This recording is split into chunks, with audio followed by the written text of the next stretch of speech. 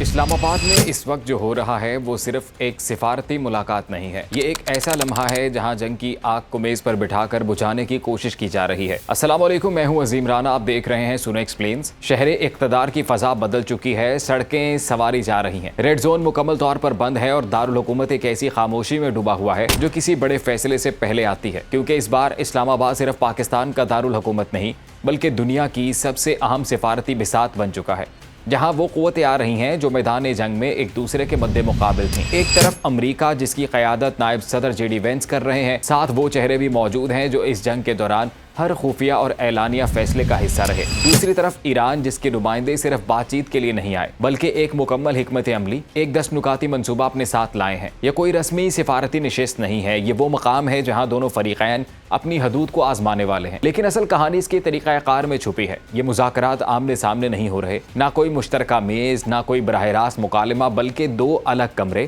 ایک میں امریکہ، دوسرے میں ایران اور درمیان میں پاکستان، جو صرف میزبان نہیں ہے بلکہ ایک خاموش رابطہ ہے جو الفاظ نہیں بلکہ نیتیں، خدشات اور پیغامات ایک طرف سے دوسری طرف منتقل کر رہا ہے۔ یہ ایک ایسا نظام ہے جہاں ہر جملہ بولنے سے پہلے تولا جاتا ہے اور ہر جواب ایک نئی سمت طے کر سکتا ہے۔ اب سوال یہ ہے، یہاں طے کیا ہونا ہے؟ ایران اپنے 10 نکاتی منصوبے کے ساتھ آیا ہے جس کا مرکز ہے آبنائے ہرمز، وہی راستہ جہاں سے دنیا کا تقریباً 20% تیل گزرتا ہے۔ اگر اس راستے پر کنٹرول بدلتا ہے تو صرف ایک سمندری گزرگاہ نہیں بلکہ عالمی معیشت کا بہاؤ بدل سکتا ہے۔ ایران کا موقف واضح ہے، امریکی فوج خطے سے نکلے اور اس کے اتحادیوں پر حملے روکے جائیں۔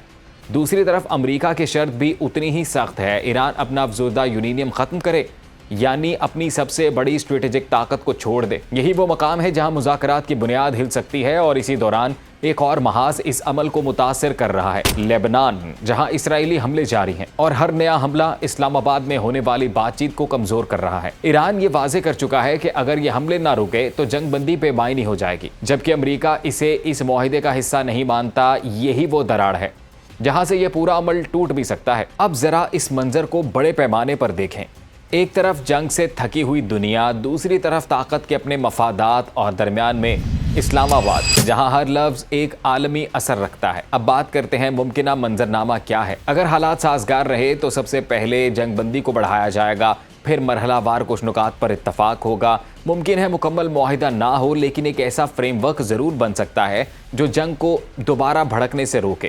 لیکن اگر اعتماد کی کمی برقرار رہی تو یہ مذاکرات لمبے بھی ہو سکتے ہیں اور ناکامی کی طرف بھی جا سکتے ہیں، اور اگر یہ ناکام ہوئے تو اگلا مرحلہ صرف جنگ نہیں ہوگا بلکہ تیل کی قیمتیں، سپلائی چین اور عالمی معیشت سب ایک نئے بحران میں داخل ہو سکتے ہیں۔ آخر میں یہ سب کیسے ختم ہوگا؟ یہ کوئی ایک معاہدہ نہیں ہوگا، نہ ایک دن میں ختم ہونے والی کہانی، یہ ایک مسلسل عمل ہوگا۔